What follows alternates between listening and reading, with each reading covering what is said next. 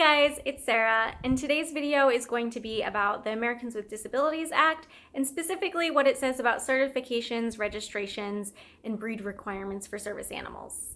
Sarah, you know, Hi. Good girl.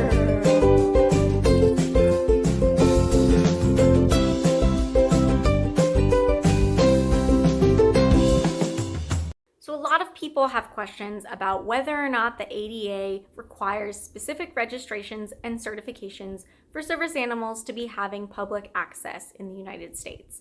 And the answer is no.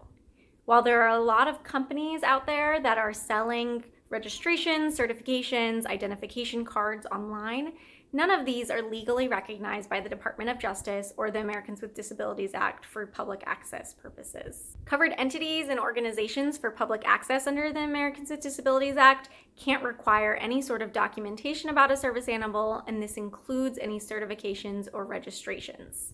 A lot of people get caught up with the language that companies online use, and they really get sucked into purchasing certifications, or they've been asked for a certification before for their service animal and denied access without it.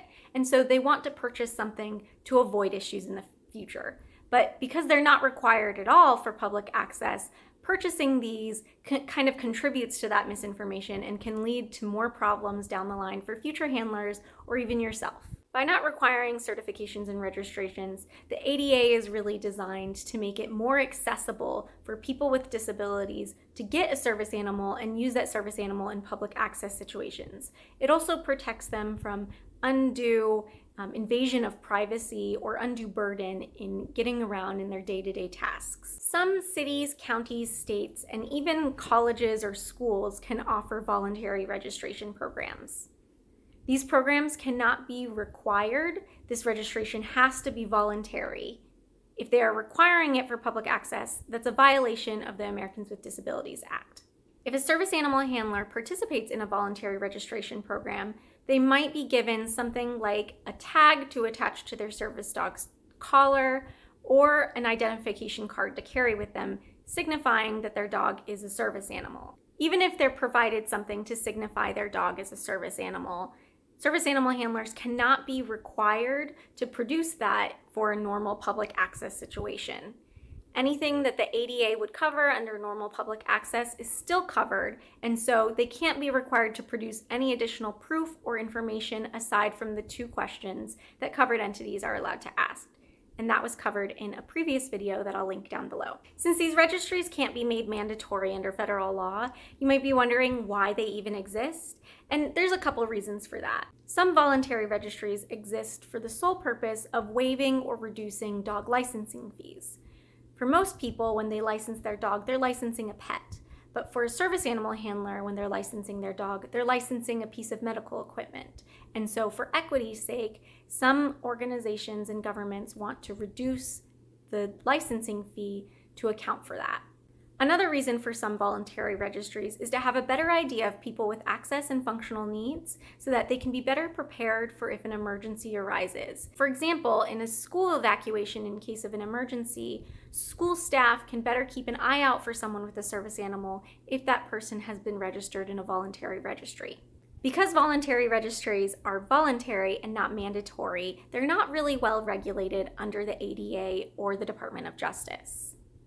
This means that they can request documentation about your disability and about your dog's training to determine if your dog is a service animal.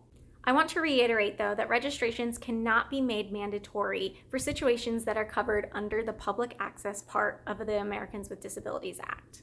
If you're an employee in an organization and you want your service animal to accompany you as a reasonable accommodation for your disability, that's actually covered under a different part of the Americans with Disabilities Act that I can cover in a future video. So because service animal registries can only be voluntary and not mandatory in the US, some people have questions about dog licensing and vaccination rules in their local area. If your city or county requires for all dogs to be licensed, a service animal still needs to be licensed. If your city or county requires certain types of vaccinations, like rabies for example, a service animal would still be required to get those vaccinations. They're not exempt from animal control or public health rules related to vaccination. Some municipalities have breed rules, and this has caused a lot more confusion about what types of breeds are acceptable as service animals. A lot of people ask, can service animals be any breed of dogs?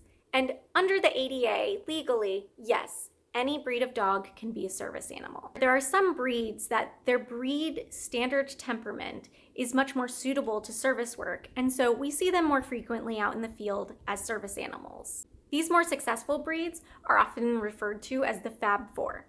These include Labrador Retrievers, Golden Retrievers, Poodles, and Collies, rough and smooth Collies. There are other breeds with standard temperaments that are less frequently successful as service animals, and so we won't see them as often in the public, and this can cause a little bit of misinformation and confusion for folks that aren't quite familiar with service animals. Sometimes they can think that some breeds of dogs aren't allowed to be service animals, but the ADA does say that any breed of dog is eligible to become a service animal as long as it meets the other requirements. Because the ADA doesn't limit what kinds of breeds can become service animals, organizations and public entities can't deny access to certain types of breeds of dog if they are trained to be service animals. Service animals cannot be excluded based on assumptions or stereotypes about that animal's breed or about how the animal might behave. However, if an individual service animal is in public and they are not behaving appropriately,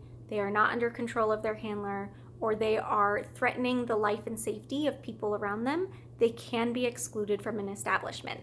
This is about the individual behavior of the individual animal. If a service animal has a history of such behavior, they can also be excluded.